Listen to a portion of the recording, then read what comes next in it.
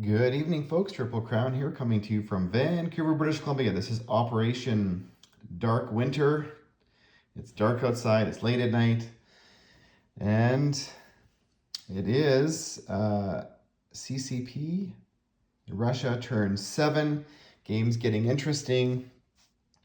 Big battles happening last turn with Italy going into Alexandria, and now Germany pushing its northern flank towards Moscow, and the Japanese now taking Hawaii and expanding their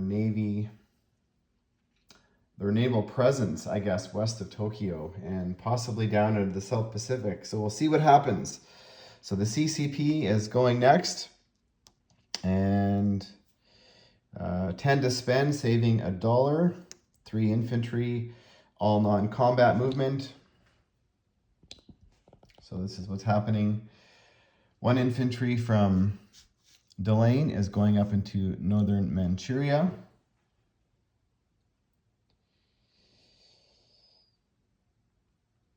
And the rest of the stack here in Shanxi is backing up to Shahar. So that's all the infantry there, except -1. 1 infantry is going to stay behind in Shanxi. So the 2 cavalry, or 1 cavalry and 1 artillery, and 13 infantry. So now placement of units. 1 infantry is being placed into Dalain, and 2 infantry are being placed into Chahar.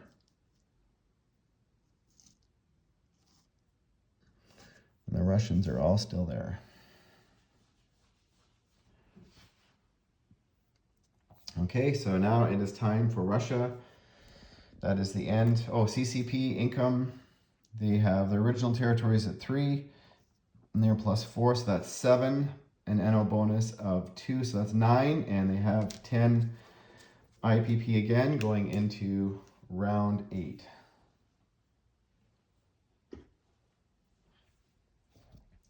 So Russia has 55 to spend, not 54, because I did not give Russia the bonus for Karelia last time, which they were still in possession of. So Russia has 55 to spend, spending 53 of it, saving 2, purchasing 3 regular infantry, 2 elite guards, 2 airborne infantry, 4 medium tanks, and 1 KV-2. Only 2 battles to declare. We'll walk up here. So the first battle is the battle for Karelia. So 1 infantry from Novgorod is going into Karelia. That attack will be supported by the tactical bomber coming from Moscow with a movement of 1 and 2. And it's going to go right back to Moscow, so I'm not going to bother marking it. The other battle is the battle for Orly-Kursk. There's 5 German infantry there. And from eastern or western Ukraine, we are sending in 2 regular infantry.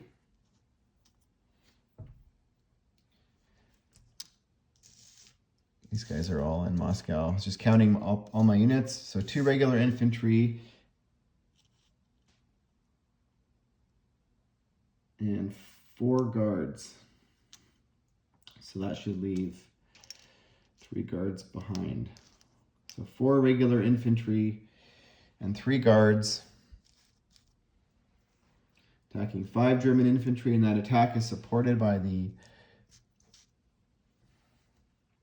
4 I-16 fighters coming from Moscow with a movement of 1, and they will have 4 spots remaining, and they're going right back to Moscow. So we will go ahead and roll some dice.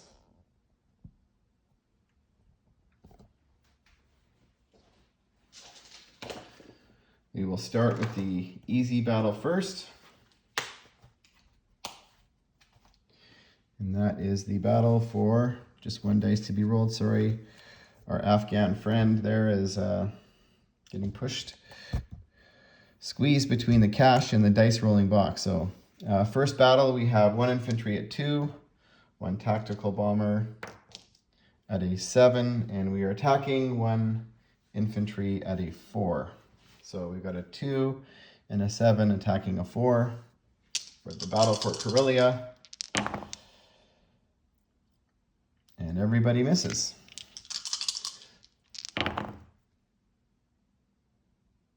So everybody, the infantry returns fire.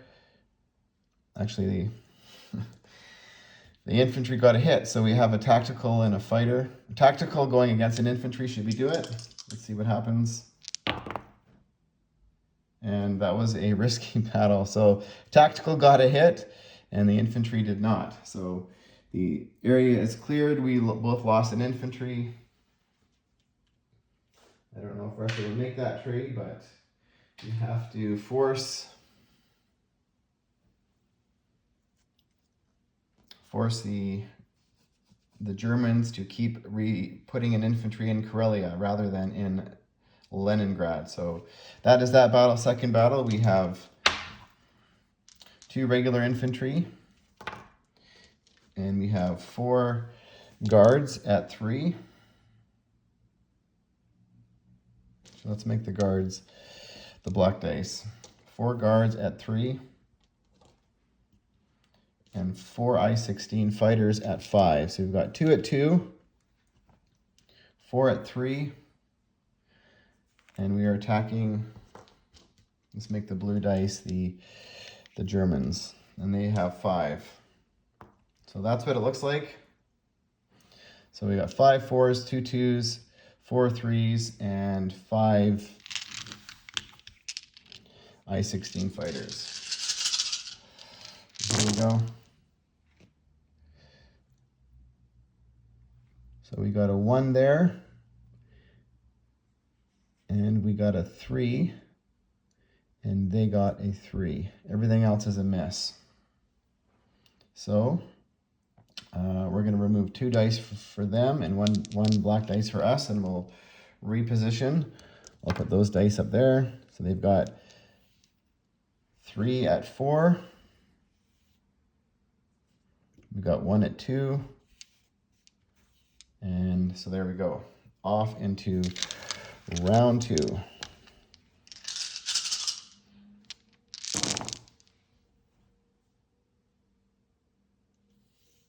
And we scored 3 hits with our I-16 fighters, who notoriously roll horribly.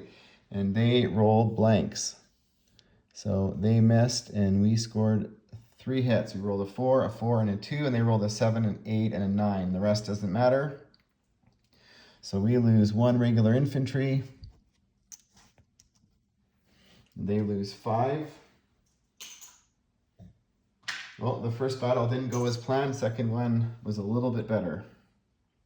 So we'll remove these out of the way.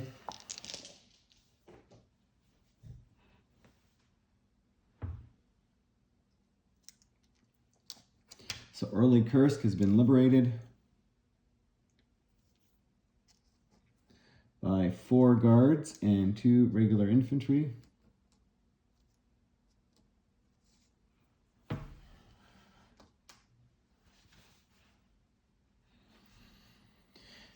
And so now, this is the non-combat movement. So all the fighters are going to go back to Moscow. This is the part that gets confusing when all the non-combat movements occur. So all the fighters are in Moscow.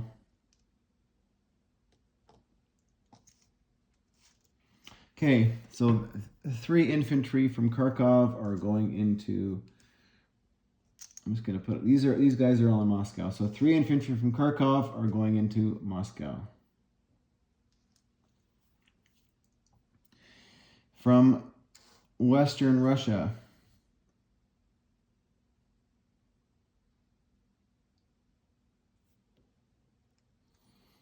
we're going to leave 1 elite guard behind, and 2 elite guards are going into Kharkov. 1 AAA from Western Russia is going into Kharkov. 2 artillery from Western Russia are going into Kharkov. And everything else, 2 mech are pulling 2 artillery, 2 spaces back up into Moscow. So 1, 2. And the 9 medium tanks are going from western, sorry, my hand's in the way. They're going 2 spaces back up into Moscow.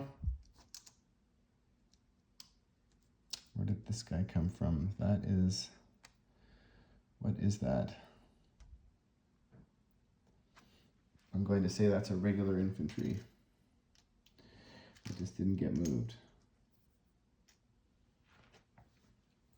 And these are guards. I'm going to chip that out now before I forget.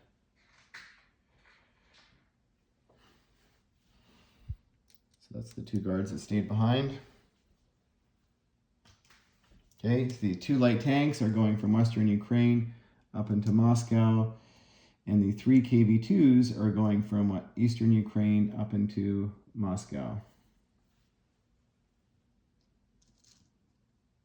Actually, I left, so I'm gonna move. Should I do that? Yeah, let's just do that. Okay, 2 infantry from the Caucasus are going into Kharkov, and 3 infantry from Stalingrad are going into Kharkov. Okay, so that leaves 1 infantry behind in eastern Ukraine. And over here, the armored train is going to pick up 2 infantry. Go 1, 2, and pick up this infantry in southern Kazakh. And so 1, 2, 3, 4, and go into Moscow. So we're bringing 3 more infantry in Moscow. The 2 air transports are picking up the last 2 infantry, and they're both flying back into Moscow.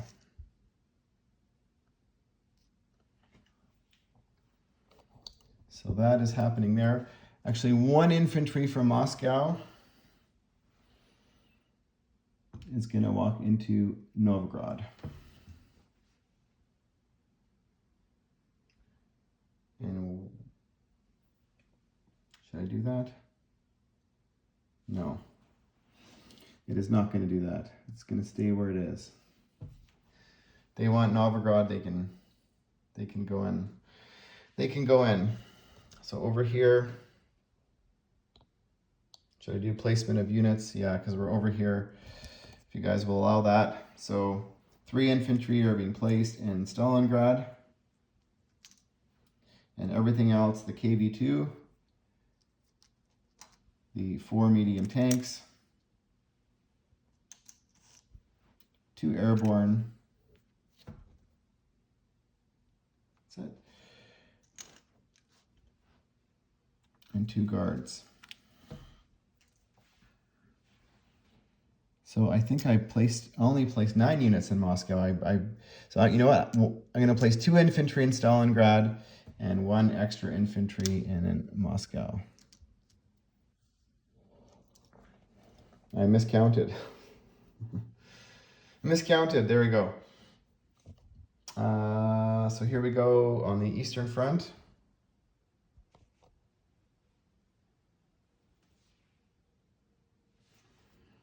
The infantry in Kwaichow is going up to Shensi. The light tank in Shensi is going to Chahar. And all the rest of the Russian units in Shensi or Chahar, Shensi are backing up into Chahar. So that's 3 light armor, 1 tank destroyer. That is 7 infantry and 2 artillery are backing up into Chahar. So I'm not even going to attempt to figure out income here. I'm gonna have to chip all this this stuff out here, and but this battle was a fail. And Russia went down a bunch of territories here. They lost 3 IPP over here, which is why they decided to save 2. And they're still down a bunch of IPPs over here. But I'm not even going to attempt to count that. So anyways, thanks for watching, folks, and stay tuned for the big battle coming up potentially here. Big naval clash happening here in the Med. What's America going to do? Over here, are they going to go Atlantic? Don't know. And the Japanese are posed to go and smack Hawaii again, or sorry, San Francisco again. There's currently nothing left, so what's America going to do to respond? Are they going to, I don't know why that's there. They're going to try and go Pacific, so we'll see what happens. Thanks for watching, folks.